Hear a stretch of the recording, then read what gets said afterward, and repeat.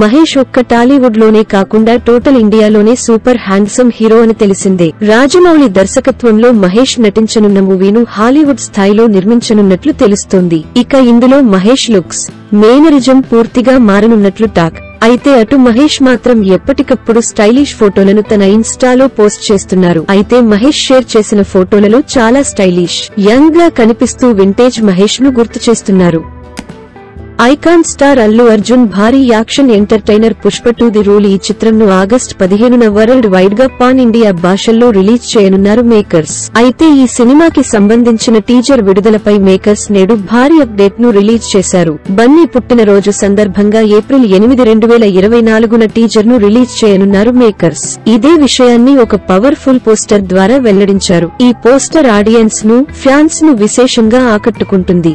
జాతర సీక్వెన్స్ కి సంబంధించిన బన్నీ గెటప్ పోస్టర్ ఇది. కేవలం కాలు మాత్రమే కనిపించేలా పోస్టర్ ను విడుదల చేశారు.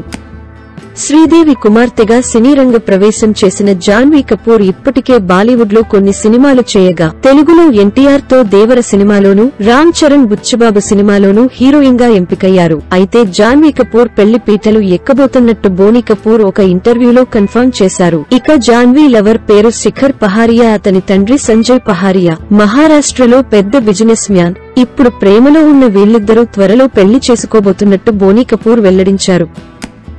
దుబాయ్ లో కొద్ది రోజుల క్రితం అల్లు అర్జున్ మైనపు విగ్రహాన్ని ఆవిష్కరించారు. దానికి టాలీవుడ్ సెలబ్రిటీలు చాలా మంది బన్నీకి విషెస్ తెలిపారు. సమంత కూడా అల్లు అర్జున్ కు విషెస్ తెలిపింది. దాంతో అట్లీ, బన్నీ చేయబోతున్న మూవీలో మళ్లీ వీరిద్దరూ కలిసి స్క్రీన్ షేర్ చేసుకుంటారని నెటిజన్లు ఊహాగానాలు మొదలుపెట్టారు. ఎందుకంటే తేరీ లో అట్లీ, సమంత కలిసి పనిచేశారు.